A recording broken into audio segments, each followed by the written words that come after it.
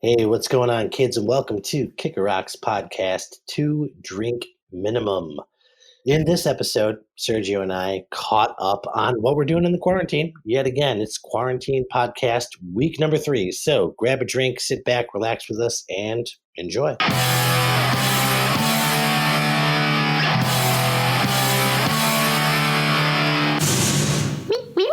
What's going on, everybody? This is Kick Rocks podcast, Two Drink Minimum. I am Bill. I am Sergio. And that's it. Just me and the Surge Meister tonight. Sergio, and to all of you listening, cheers. Cheers, everybody. All right. So, there you go. Got the rattling.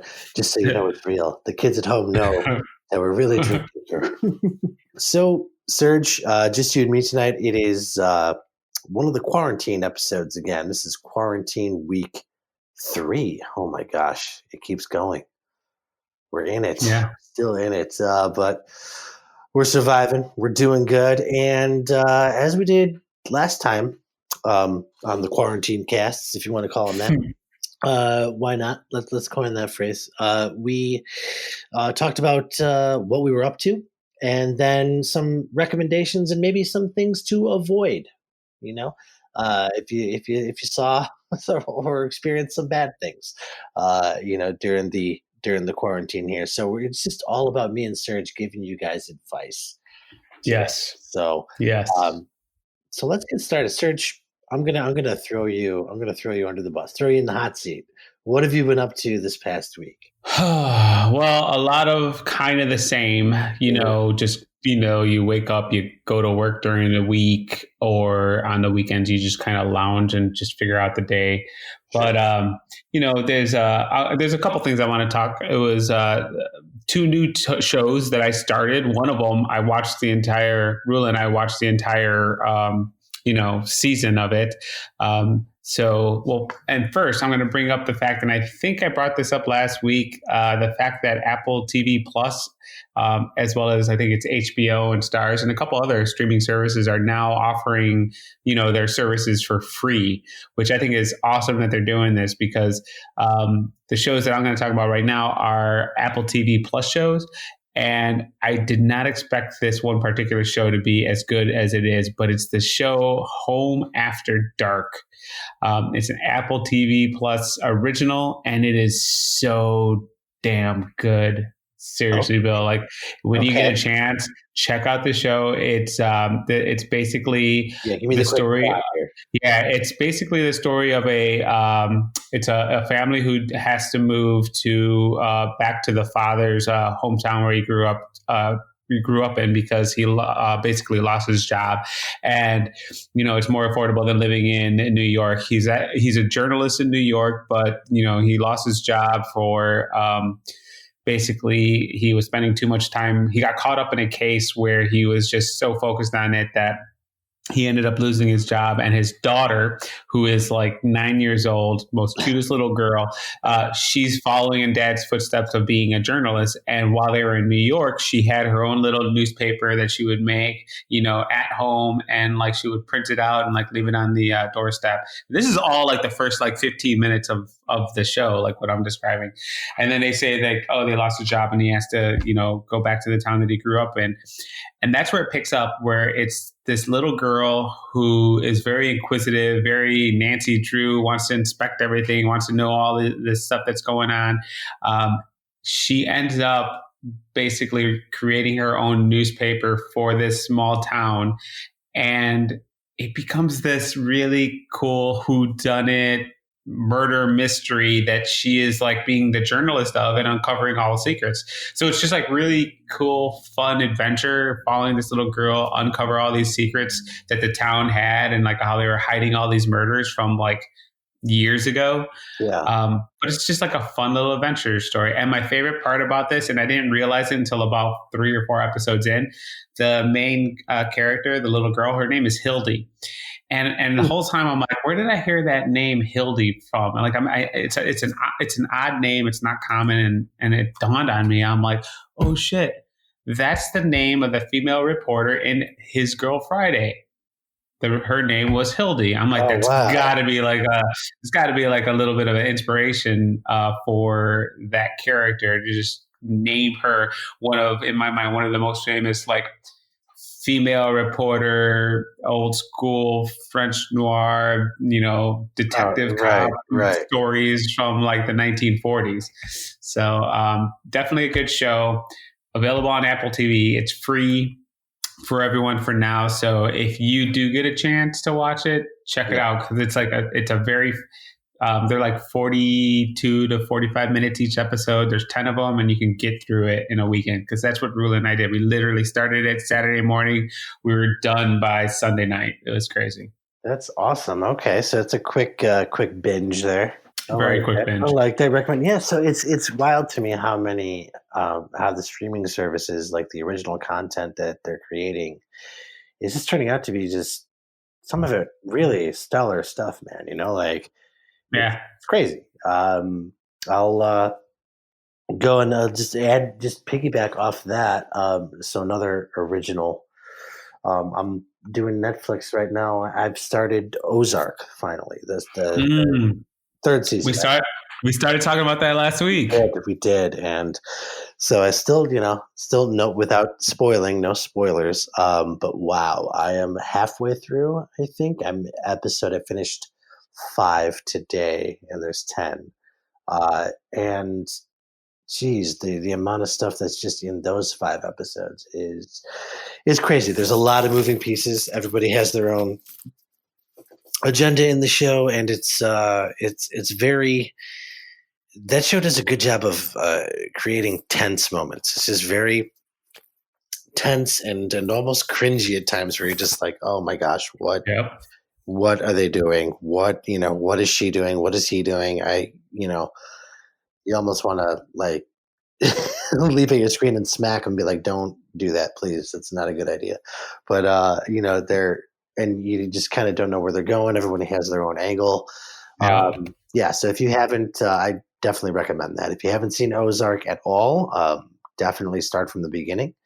It builds pretty fast. If I remember correctly, the first season doesn't take that long to get into. It kind of starts out with a bang, so to speak, and it keeps moving. Second season as well. Second season was really good, but this third one is I'm really really liking this third season so far. It's might be the best yet. Oh, and I agree 100% with that because I think we kind of tapped into that last week or Little talked about bit, that last week, and it little was bit. just like, and I'm so glad Second was you a slight dip. Second season was good, but it was a slight dip. yeah. Well, even Rule and I were saying like season 2 for Ozark was just like you kind of lost interest, like after the third or fourth episode. Like we actually walked away from watching it for a little bit. And then it wasn't until I found out that season 3 was about to come out that we jumped back in and like, let's just finish it. And, it finished pretty good for season 2. But like I said last week, and I'm going to say it again this week, like season 3, it's just like every episode is just, such great writing and such great acting. I always forget the actress's name who plays Wendy. Like this is like her season. Like she totally like the way she steps up her game, and she has that.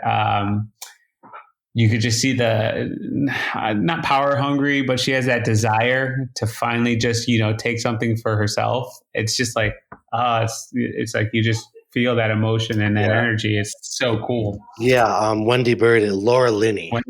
Lauren Linney, yes. Yeah, Laura Linney is fantastic, and I tell you who else I love. I love Julia Garner, who plays Ruth Langmore. Ruth.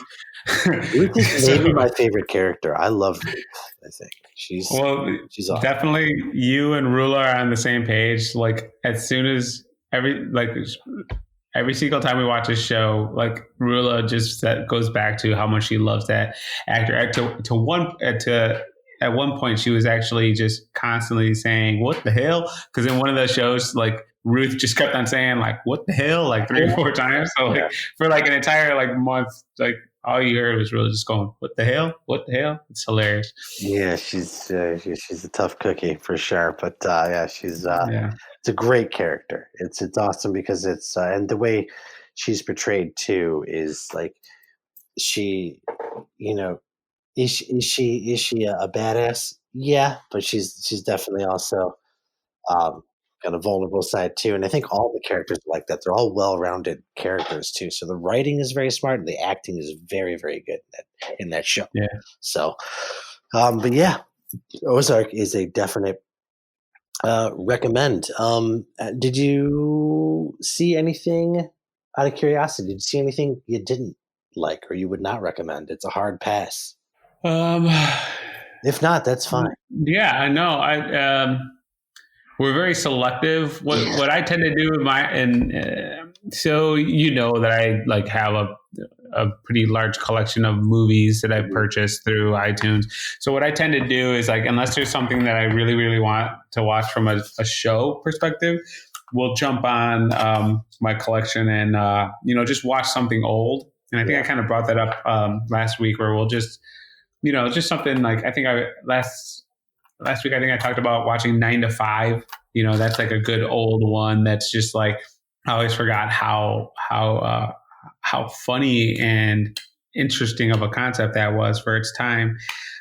So yeah, so like this past week, I didn't really see anything that I thought was bad, but there was. I'm trying to think of this. Oh, there was this one. So the other thing I want to talk about from Apple TV was the show Little America, which is also a really, really great show, but they're individual stories. And within those individual stories, one of the stories was like a really, really bad episode. Like, oh man, like what happened? Like the first two were amazing. And then episode 3, it just really kind of sucked. So, There you go. um, Okay. so if there's anything I would say, if you are watching Little America and you're willing to skip an episode, skip episode 3. I think it was. It was the one where the woman it's based on a woman who is in like it's based in the 70s, where she is at a vacation place where you don't speak and you just meditate all day long. So you'll know what I'm talking about as soon as you get to that episode. It's not that Okay. good. Okay. So Skipping episode 3, writing it down yeah. right now. I have a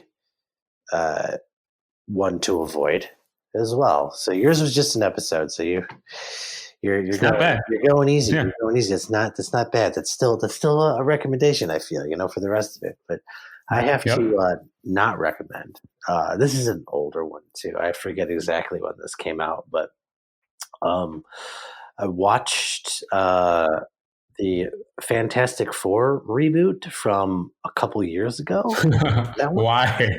I don't know. Why? I don't know. Wait, So wait, was it which reboot? Was it the reboot or the reboot of the reboot?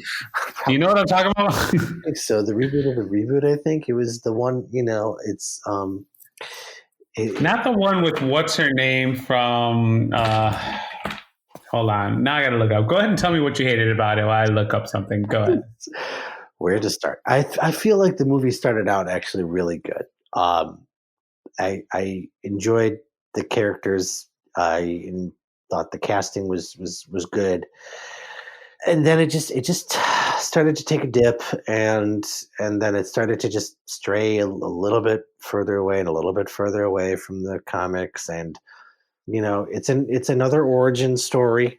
It's another. This is how the Fantastic Four were created and how they got their powers. So it kind of, I feel like at this point it's like we all get the gist of it, no matter how you want to spin it this time of how it happened.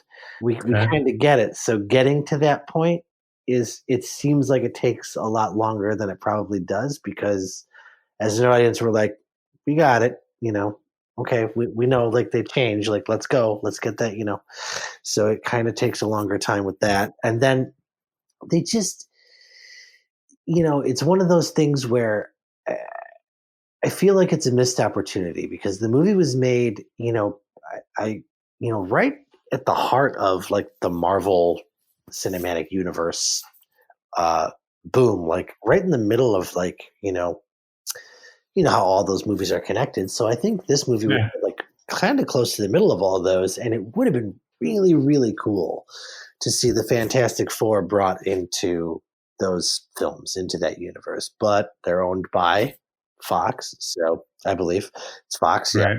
And they're not going to do that. They did that with Spider-Man, which was cool. They did that for a little bit at least. I think that's changed since, but they could have done that, I feel like, with the Fantastic Four. I think it could have worked. I think it would have been really cool to see them, battle Thanos alongside everybody else. That would have been awesome, but they Right. chose to do their own thing, and I think it's a misstep. I think it's a big misstep because, they tried to do another origin story, and Marvel kind of around the same time did Guardians of the Galaxy, which was just a better team than it's a better movie. They had these, okay, well, oh great, you have your Fantastic Four team. That's great. Here's our team, and it's going to be a much better movie. And they're doing a third one of that one now. So I don't know. What's that tell you? And yeah, it's just it's a little frustrating because I feel like the Fantastic Four should have been a big part of the Marvel Cinematic Universe, and they haven't been thus far. They're probably going to get introduced eventually, I would hope. That'd be really cool. But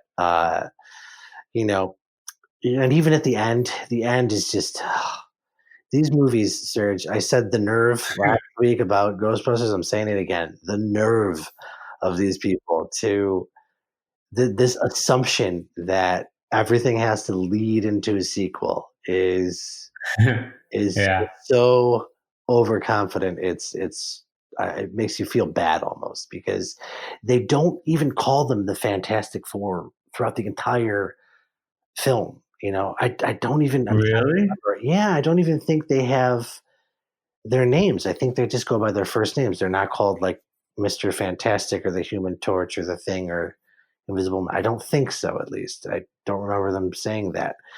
So Oh, crazy. they don't have the team name until the end, and the way they figure it out is so just seems contrived. They're all standing there, and it's kind of like, what do we call ourselves?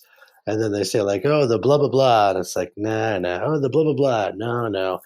And then Ben Grimm, who's the Thing, that character, like points out something, goes, oh wow, that's fantastic. And then the character playing Reed Richards goes, what did you say? He goes, what? That's Hmm. fantastic. And he's like, you guys, I got it. And then it cuts to black. And Oh, come on. they they don't even technically say it, but it's like supposed to be like this mic drop moment where it's like, oh, now they're the Oh, that's how Fantastic they, yeah. Four. Now, when the second movie comes, they're going to be an established team. Well, you're not going to get that second movie because you messed this one up. So there you go. I don't know. It's Yeah. just that whole like whenever they do that ending thing where it's like you didn't even call them the Fantastic Four in a movie called The Fantastic Four. I don't know. Ah. Weird. It's just a little weird to me, and I would say I took one for the team. It's been out for a couple of years, so it's a hard pass if you haven't seen it. Don't be like me. Don't be tempted. Just avoid it. Well, I think I just kind of knew that it wasn't going to be that great because I just felt so the first wave of the Fantastic Four that I was referring to was the one with Jessica Alba Mhm. in 2005, like that Fantastic Four, and then they came out with a sequel, Rise of the Silver Surfer. Correct. So that's why I was asking which batch are you talking about because The recent one, not the yeah. Silver Surfer one, but Yeah, yeah, which I'm looking at it now on IMDb, and Michael B. Jordan was in it. Like I didn't even yeah, realize that he was one of the actors in it. yeah. And He's the Human Torch. He's good. oh, really? Yeah, Okay. as Human Torch. He's great. He's like the problem's not the actors. I think it was casted very well. I just think that the whole origin story thing again, and they don't even wear like the problem is too like with I know I'm really going hard to the pain on this one now, but I'm like and another thing, but I'm remembering it now as I'm talking about it. Like they don't do the super suits like they do like the black, the generic Oh, really? suits where it's like here's the thing about that, like it's a very old school thing to do, Fox in particular to do with superheroes, like in like the first X-Men movies and stuff like that, where they did that. Where at that point too, but those almost get a pass because we didn't know what we know now. What we know now is that actual costumes from comic books can work in movies. The Marvel Hmm. movies have proven that. You know what I mean? Yeah, They've proven you can yeah. make a good movie And if you put Captain America in a big stars and stripes suit that would normally look ridiculous, it kind of works. It works for that. You know what I mean? You can make those outlandish costumes work for the most part. And they just didn't even like try. I get like you don't have to do an exact replica. It doesn't have to match note for note what's in the comics, but they didn't even go for it. You know what I mean? Yeah. Like just at least try to make them resemble what they look like. I don't know. It doesn't have to be spandex or anything, but something other than like a generic, cyber suit or whatever the hell they were wearing. I don't know. Just anyway, I'm done crapping on that. Don't see I don't know. See it if you want. If you like pain, check it out. But you'll see what I'm talking about then at the end. When you get to the end, and you might want to throw your remote at the television. So just be careful. I'm being too negative, Sergio. I'm being too negative. We got to talk about positive things. No, that's so. Why don't I go back and okay, so that's good that you brought it back to positives, because then I want to talk about positives. Yes. Yeah, so I want to talk about the Apple TV Plus show Little America. It's actually really, really good. Aside from that one episode, the cool thing about this whole season or series or the show in general, it's one-off stories about immigrants who have come to America and ended up having a really positive, life-changing, wonderful outcome. And I think that's what I love about each episode. It's just like very heartwarming, very like kind of makes you proud to be an American, that, immigrants could come to a country and actually have a really, really good experience, even though they're like, majority of the times living through poverty and just trying to succeed. And then you have a success story at the end, and it's all based on true stories. So every single show is about an actual individual who is living in America now and actually succeeded in some way, shape, or form. So it's actually a really cool way of telling, immigrant stories, which is what I think is so great about it. I know I kind of poo-pooed on the third. I'm pretty sure it was episode 3. It might have been episode 4, but nonetheless, just know that the one where it's a French woman who doesn't talk the entire film or the entire show. How do we know she's French? I'm just kidding. Spoiler alert. Yeah. No, don't spoil it. Yeah. All right. But the overall show as a whole, it's actually pretty heartwarming, that's one of those things that we all need right now is, just like a nice little story to just make you feel good for a moment. I agree. Especially in the times we're living in. So it's comfort food, right? Yeah. Definitely comfort. Definitely comfort. Nice.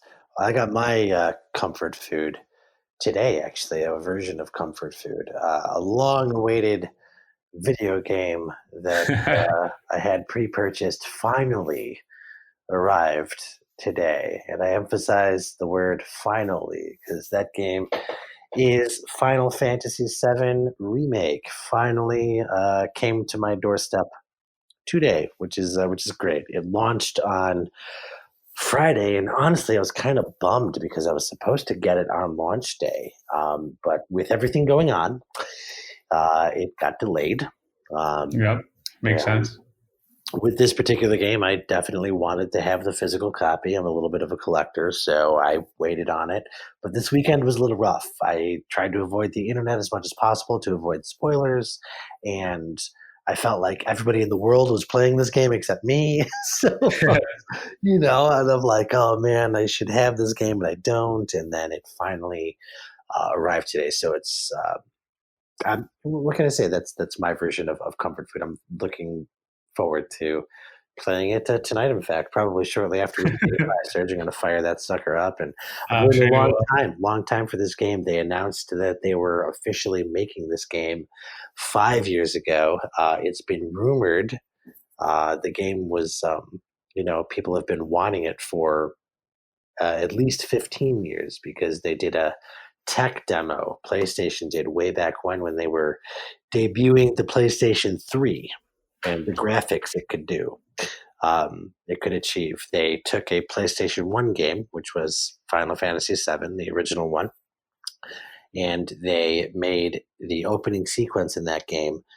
They upgraded them to PlayStation 3 graphics just to show the difference of what they could do. And people like lost their minds and thought, oh, you're remaking this game? That's awesome. And they're like, no, no, this is just a tech demo. We're not remaking the whole game. But fans were still like, no, no, you're remaking it, right? That's a great idea. And they're like, no, no, we're not doing it. So for 10 years after that, that was 2005, 10 years after that, they kept denying.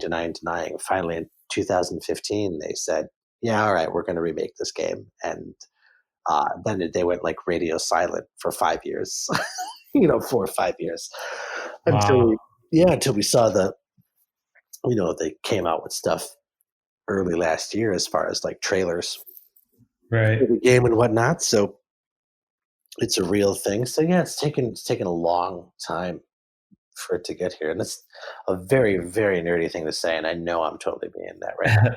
I don't So care. I don't care. I'm going to have so much fun with this game. So I'm glad that I have it during this quarantine. It's going to help. and I'll be honest, I've never played the game Mm, before. I think I tried it once okay. for like an hour max. This is Right. going back to like maybe 2006, and one of the friends that I knew, he ended up suggesting, "Hey, dude, you got to try this game," because I was playing Call of Duty at the time. Mhm. And I'm not a gamer to begin with, so it's like Right. it Right. takes a lot to get me to focus on a game to begin with. And he's like, "Oh, dude, you like Call of Duty? You got to try this." I'm like, "Okay," and I think I played it for like an hour, if that, and I was like, "Nope, I can't do this."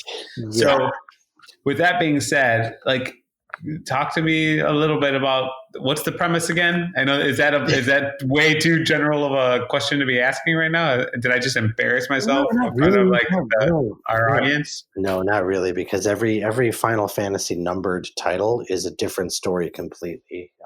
So like even though this is Final Fantasy VII, it doesn't have anything to do with Final Fantasy VI or five or whatever, Okay. anything that came before it. It has some of the same elements in it, but it's a completely different story. So yeah, I can talk about it. And yeah, the fact that you only were an hour, and it's called an RPG. It's a role playing game, right? So it's a story based game where you play through it and your characters level up, right, and they learn new skills and abilities that help you on your quest, so to speak, and help you play through the story and everything.